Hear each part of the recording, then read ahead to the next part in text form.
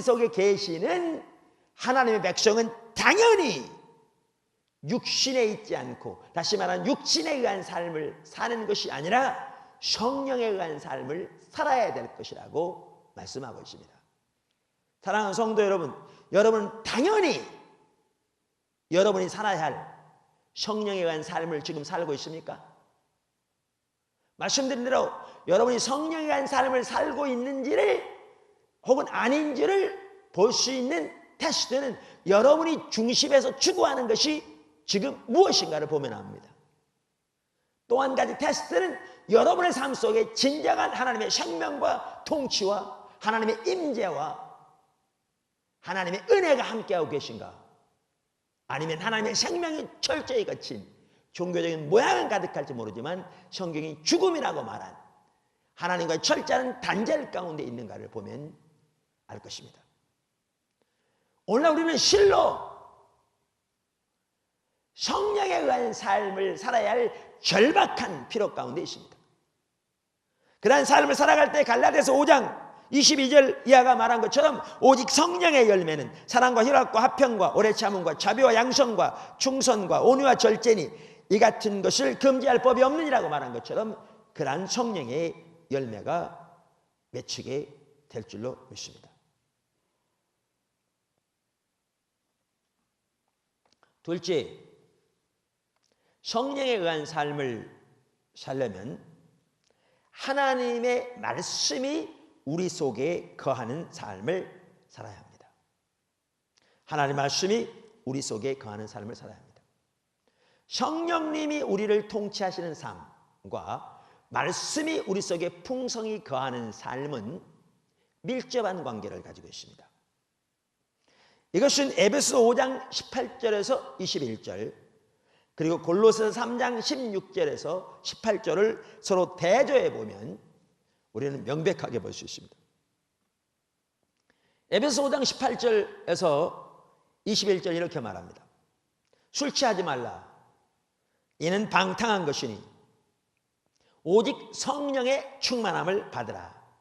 여기서 말하는 성령의 충만함은 성령께서 우리를 온전히 통치하시고 우리의 삶이 온전히 성령님의 주권적인 통치 아래 거하는 삶, 다시 말하면 자기중심적인 삶을 철저히 내려놓고 주도권적으로 우리를 인도해 가시는 성령님께 민감해서 그분의 인도하심과 주도하심에 우리의 삶이 드려지고 그분의 인도에 우리의 삶이 순종되어지는 삶을 말합니다. 이 삶을 사는 것을 지금 성령의 충만함을 입는 것이라고 표현하죠. 그래서 여기서 말하는 성령 충만은 성령과 친밀한 교제와 관계가 있는 삶입니다. 이 삶을 그래서 성경은 술 취하는 것과 대조하고 있죠.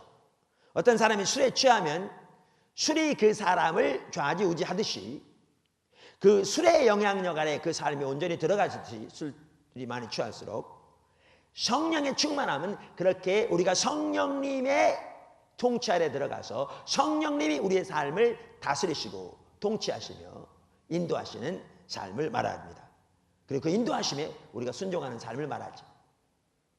술 취함은 방탕함으로 인도될 따름입니다. 사람을 추하게 만들고 죽음으로 결국 내몰고 가지요.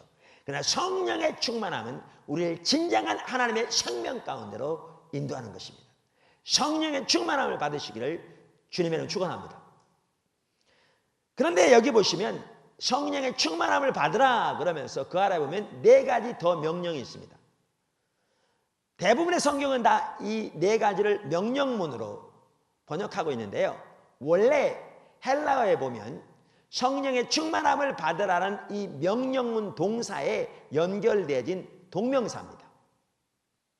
다시 말하면 다음에 나오는 4가지 일들은 우리가 그러한 의미에서 성령 충만한 삶을 살 때 우리 가운데 나타날 열매에 대해서 말하고 있는 것입니다. 그럼 그 4가지가 무엇입니까? 그 성경을 보십시오. 에베소 5장 19절, 시와 찬미와 신령한 노래들로 서로 화답하며 너희의 마음으로 주께 노래하며 찬송하며 범사에 우리 주 예수 그리스도의 이름으로 항상 아버지 하나님께 감사하며 그리스도를 경외함으로 피차 복종하라. 그러니까 성령님이 우리를 온전히 다스리시고 통치하시는, 그래서 우리가 성령님의 인도에 민감해서 순종하는 삶을 살 때, 그 한마디로 말해서 성령에 충만한 삶을 살 때 우리들에게 이러한 열매가 맺혀질 거라 그 말이죠. 시와 신령한 노래로 서로 화답하는 일이 있게 될 것이고, 중심에서부터 하나님께 찬송하며 하나님을 예배하는 일이 있게 될 것이고, 범사의 모든 일에 그리스도로 인하여 하나님께 감사하는 일이 있게 될 것이고, 하나님을 경외함으로 피차 복종하는 상황 가운데 있을 거라 그 말이죠. 그러면서 그 다음에 보면 부부간의 관계, 부모와 자식간의 관계, 주종간을 말하죠. 그 관계가 무엇이든지 그리스도를 경외함으로 피차 복종하는 관계에 있을 거라 그 말입니다. 여러분, 예를 들면 아내가 남편에게 순복해야 될 걸 몰라서 안 하십니까? 남편이 아내를 사랑해야 될 걸 몰라서 안 하십니까? 우리가 성경에 보면 범사에, 다시 말하면 모든 일에 하나님께 감사라고 그랬는데, 여러분 그게 감사하고 계십니까? 우리는 당연히 그렇게 해야 할 걸 알면서도 왜 이게 안 됩니까? 성령님이 우리를 통치하지 않기 때문에 안 되는 거죠. 성령에 의한 삶이 안 되니까 안 되는 거죠. 성령 충만을 입게 될 때 이러한 열매가 우리에게 나타나게 되십니다. 자, 그런데 아까 말씀드린 골로새서에 보면 이렇게 말합니다. 3장 16절, 그리스도의 말씀이 너희 속에 풍성히 거하여. 자, 그래서 그 결과로 그럼 나타나는 게 뭡니까? 모든 지혜로 피차 가르치며 권면하고 시와 찬미와 신령한 노래를 부르며 마음의 감사함으로 하나님을 찬양하고, 또 무엇을 하든지 말에나 일에나 다 주 예수 이름으로 하고 그를 힘입어 하나님 아버지께 감사하라. 아내들아 남편에게 복종하라. 이는 주 안에서 마땅하니라. 여기에 보시면 골로새 3장에 보면 에베소서 5장에서 성령의 충만함을 받으라 그러면서 이런 열매들이 나타나리라 이렇게 말씀하셨는데, 그것을 골로새서 3장에 보면 그리스도의 말씀이 너희 속에 풍성히 거하게 하라, 그래서 이런 일을 하라 이렇게 말함으로써 성령의 충만함을 받는 것과 그리스도의 말씀이 우리 속에 충만히 거하는 것이 밀접한 관계가 있음을 성경이 보여주고 있는 것입니다. 너무나 중요한 말이죠. 그래서 요한일서 2장 24절에서도 너희는 처음부터 들은 것을 너희 안에 거하게 하라 하나님 말씀이죠. 처음부터 들은 것이 너희 안에 거하면 너희가 아들의 안과 아버지 안에 거하리라. 그러니까 하나님과의 친밀한 교제 가운데 거하리라. 그걸 바꿔 말하면 성령님과의 친밀한 교제 가운데 거하리라 그 말입니다. 이처럼 성령님께 민감해서 성령과 친밀한 교제 가운데, 바꿔 말해서 하나님과의 친밀한 교제 가운데 거하는 데 있어 중요한 한 가지 요소는 하나님의 말씀이 우리 속에 풍성히 거하는 것입니다. 사실 오늘날 너무나 많은 성도들이 성령에 의한 삶을 살지 못하는 가장 주된 이유 중에 하나는 말씀이 그들 속에 거하지 않기 때문입니다. 너무나 많은 사람들이 하루에 성경책 한 장도 안 봅니다. 그래서 주일날 가지고 왔던 성경책 집에 돌아가면 선반에 얹어놓으면 다음 주일날 다시 먼지를 털어 가져오려 하기까지 한 번도 떠들어보지 않는 것이 너무나 많은 소위 하나님의 백성들의 모습입니다. 이러한 자세로 어떻게 성령께 민감한 삶을 살 수 있겠습니까?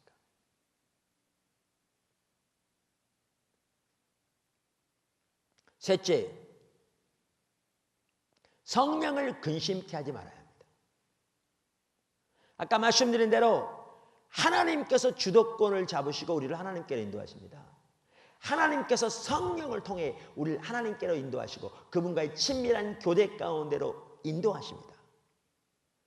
그런데 그러한 하나님의 의도, 그러한 성령님의 역사를 가로막는 가장 주된 것 중에 하나가 반복적으로 성령을 근심케 하는 것입니다. 그러므로 우리들이 성령님과의 친밀한 교제 가운데 거하려면 성령을 근심케 하지 않는 것을 반드시 배워야 합니다. 물론 우리는 한 번도 성령을 근심케 하지 않는 그러한 삶을 사는 것은 가능하지 않을 것입니다. 그러나 우리는 즉시 우리가 성령을 근심케 했을 때 즉시 돌이켜야 합니다. 그리고 성령을 근심케 하지 않기 위해 힘써야 합니다. 수시로 성령을 근심케 하면서 안녕하세요 성령님이라고 부르는 것과 성령님을 근심케 하지 않으면서 안녕하세요 성령님이라고 부르는 것은 전혀 다를 것입니다. 그러면 성령을 근심케 하는 것들이 몇 가지가 있습니다. 그 성령을 근심케 하는 것들을 간단히 요약해 보면 저는 5가지를 들 수 있다고 생각합니다. 그 외에도 많겠지만, 자, 그럼 성령을 근심케 하는 것들은 어떤 것들이 있는가? 첫째, 성령을 의식하지 않는 것. 둘째, 성령을 단순한 능력이나 감화 정도로 취급하는 것. 셋째, 거짓신앙척에 빠지는 것. 넷째, 육체의 일들. 다섯째, 다양한 죄들. 성령을 근심케 하는 가장 주된 것 중에 하나는 첫째, 성령을 의식하지 않는 것입니다. 에베소서 6장 18절에서 사도 바울은 이렇게 말합니다. 모든 기도와 간구로 하되 무시로, 이 말은 항상 그 말입니다. 성령 안에서 기도하고 이를 위하여 깨어 구하기를 항상 힘쓰며. 자, 여기에 보시면 성령 안에서 항상 기도하라고 말합니다. 자, 그러면 어떻게 성령 안에서 항상 기도할 수 있을까요? 어떤 분들은 이것을 방언 기도라고 말합니다. 저는 방언 기도가 여기에 포함될 수도 있지만 여기에서 방언 기도를 말하는 것은 아니라고 생각합니다. 왜냐하면 우리가 어떻게 계속 이 말은 방언으로 기도하라고 말입니까? 밥을 먹을 때도 방언으로 기도하고, 사람과 얘기할 때도 방언으로 기도하고, 커피를 마시면서도 방언으로 기도하고, 그건 가능하지 않지 않습니까? 그럼 여기에서는 무시로 항상 성령 안에서 기도하라고 말하고 있는데, 이 말은 뭘 말합니까? 어떤 분이 말하는 대로 기도의 본질은 우리의 입술을 어떻게 놀리느냐에 있지 않고 우리의 영이 어떻게 하나님을 향하느냐에 있습니다. 그래서 여기에서 성령 안에서 기도하라는 말은 우리가 항상 무엇을 하든지 우리의 영이 성령님을 의식하고 그분을 향해 열려져 있는 것을 말합니다. 대화를 할 때든지 사물을 볼 때든지 차를 탈 때든지 공부를 할 때든지 우리가 그 일에 충실하되 한편으로는 우리의 영이 성령님을 향하고 그분께 열려져 있는 그러한 자세를 말하는 거죠. 여러분 그렇게 안 해보셨죠? 이건 우리의 노력이 필요합니다. 그러니까 우리는 저절로 성령에 의한 삶이 되지 않습니다. 육신에 의한 삶은 저절로 됩니다. 크게 노력하지 않아도 됩니다. 왜냐하면 육신에 의한 삶은 타락한 본성이기 때문에 타락한 우리 인류의 본성이 자기중심적인 삶이고 타락한 육신을 입고 타락한 그 자기중심적인 삶의 가치관이 다스리는 이 세상에 사는 동안에 우리는 거의 본성적으로 육신에 의한 삶을 살게 되어 있습니다. 그러나 성령에 의한 삶은 절대로 저절로 되지 않습니다. 훈련이 필요합니다. 그러니까 항상 성령께 열려져 있는 것도 절대로 저절로 되지 않습니다. 훈련이 필요합니다. 여러분이 줄넘기, 자전거를 처음 배울 때 처음부터 자전거 잘 되던가요? 저는 어렸을 때 자전거를 배웠는데요. 저희 아버님이 타는 큰 자전거를 가지고 배웠어요. 처음에는 그 위에까지 못 올라가고요. 그 사이로 발을 넣고 하는 거. 그것도 처음 탈 때는 수없이 넘어졌습니다. 나중에 위에까지 올라가는까지는 이 성공을 했는데 발이 짧으니까 돌릴 수 없잖아요. 그러니까 탔다가 쓰러지고 탔다가 쓰러지고. 그 다음에 나중에 그 발을 이렇게 뒤뚱뒤뚱 하면서 하는 걸 배웠죠. 우리가 자전거 하나를 배우려고 해도 여러 차례의 실패를 통해 계속 우리 자신을 훈련할 때 배우는 것처럼 성령에 의한 삶도 절대로 저절로 되는 것이 아니라 훈련을 통해서 되어집니다. 그러니까 훈련을 할 때에 항상 여러분들이 식사를 할 때건 다른 사람과 대화를 할 때건 무엇을 할 때건 여러분의 영을 성령께 혹은 하나님께 관심을 가지고 그분을 의식하며 그분께 열려져 있는 것을 훈련해 보세요.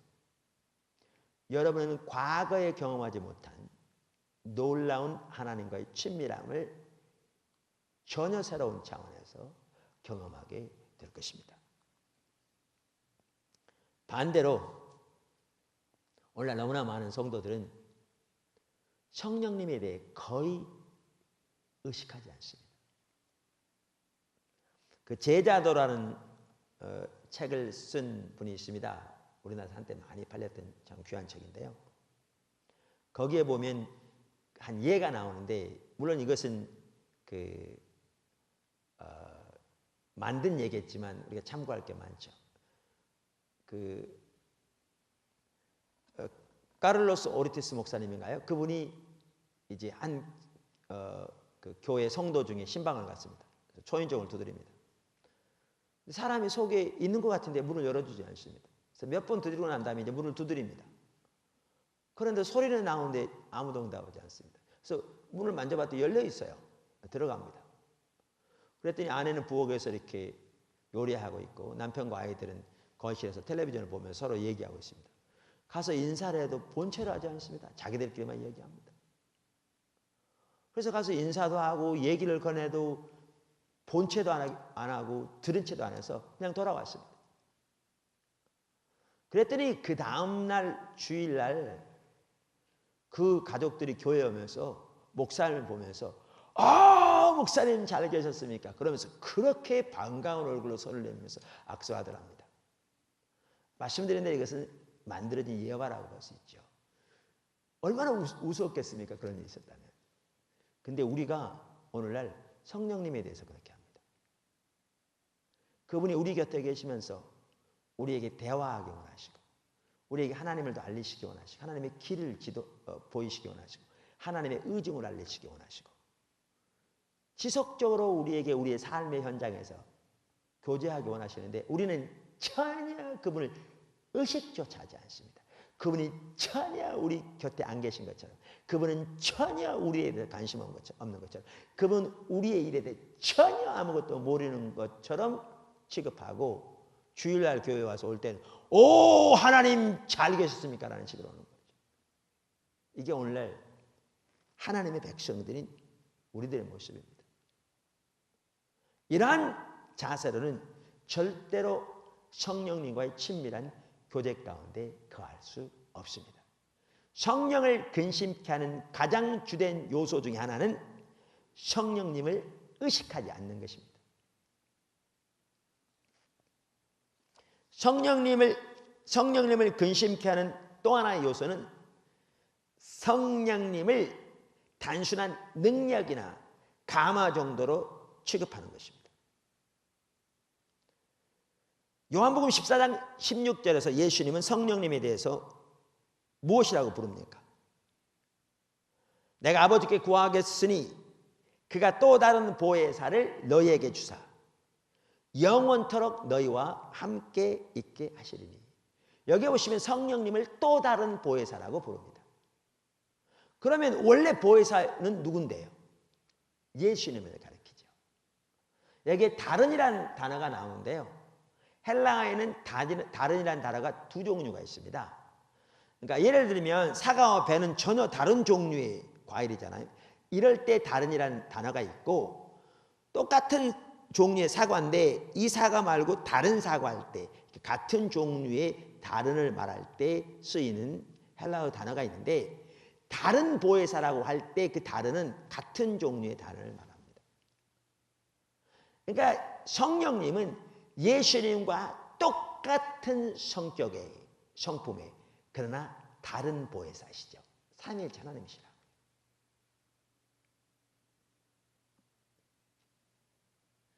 고린도후서 3장 17절로 말하기를 주는 영이시니 주의 영이 계신 곳에는 자유함이 있느니라.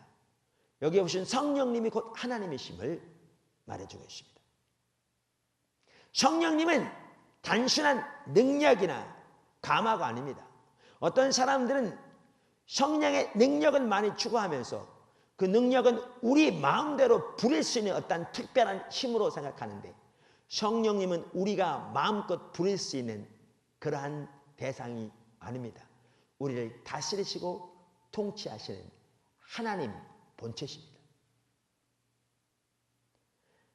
우리는 하나님을 경외함으로 그분 앞에 엎드려야 합니다. 그리고 그분의 인도에 민감해서 순종해야 합니다. 그런데 성령을 단순한 능력이나 감화 정도로 취급할 때 우리는 성령을 근심케 합니다. 셋째, 거짓 신앙책에 빠지는 것. 그것이 성령을 근심케 합니다. 개인과 교회가 율법주의에 빠질 때, 즉 거짓 신앙책에 빠질 때 성령을 근심케 하고 또한 성령을 소멸합니다. 사실 성령을 근심시키고 소멸케 하는 가장 큰 요인 중에 하나가 율법주의라고 저는 믿습니다. 그래서 사도 바울은 율법주의에 빠진 갈라디아 교회를 향해서 이렇게 외쳤습니다. 갈라디아서 3장 1절에서 5절. 어리석도다 갈라디아 사람들아, 예수 그리스도께서 십자가에 못 박히신 것이 너희 눈앞에 밝히 보이거늘 누가 너희를 꾀더냐? 내가 너희에게 다만 이것을 알려 하노니 너희가 성령을 받은 것은 율법의 행위로냐 듣고 믿음으로냐? 너희가 이같이 어리석으냐? 성령으로 시작하였다가 이제는 육체로 마치겠느냐? 너희가 이같이 많은 괴로움을 헛되이 받았느냐? 과연 헛되냐? 너희에게 성령을 주시고 너희 가운데서 능력을 행하시는 이의 일이 율법의 행위에서냐 듣고 믿음에서냐? 저는 개인적으로 오늘날 한국교회에서 성령을 가장 많이 근심시키고 가장 많이 소멸하는 요인이 바로 이 율법주의 거짓 신앙체계라고 믿습니다. 네 번째, 육체의 일들이 성령을 근심케 합니다. 갈라디아서 5장 17절 이렇게 말하죠. 육체의 소욕은 성령을 거스리고 성령의 소욕은 육체를 거스리나니 이 둘이 서로 대적함으로 너희의 원하는 것을 하지 못하게 함이니라. 우리가 이 부분은 앞에서 살펴보았습니다. 육체와 성령, 자기중심적인 삶과 성령에 의한 삶이 어떻게 서로 반대인가? 그러니까 여러분 이렇게 문이 있죠. 그러니까 창문 이렇게 열면 이 여는 공간이 넓어질수록 이쪽 폭은 좁아지잖아요. 반대로 이렇게 닫으면 이 열린 틈이 좁아질수록 이 폭은 넓어지듯이 우리가 육체에 의한 삶을 사는 만큼 육체에 순종하는 만큼 성령에 의한 삶은 안 되고요. 반면에 우리가 그러니까 성령에 의한 삶을 사는 만큼 육체에 의한 삶은 작아지는 거죠. 그러니까 육신을 이기는 가장 큰 비결도 성령에 의한 삶을 사는 것입니다. 육신을 이기려고 노력하는 것보다 더 중요한 것이 성령에 의한 삶을 사는 것입니다. 성령과 육체는 서로 싸웁니다. 그래서 우리가 성령과 동행하는 만큼 육체를 이기게 되고 육체의 소욕을 따르는 만큼 성령을 근심케 합니다.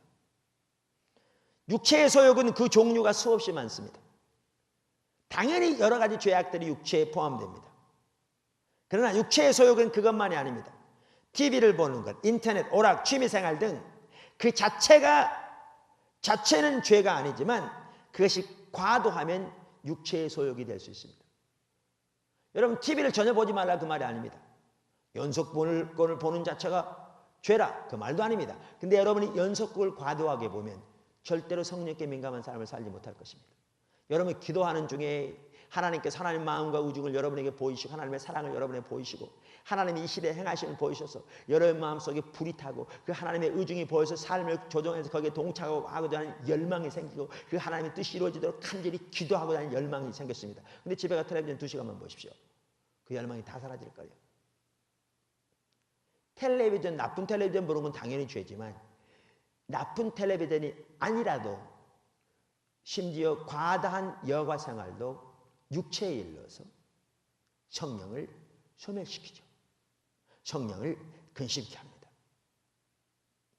마지막으로 다양한 죄들이 성령을 근심케 합니다. 이건 당연한 얘기겠죠.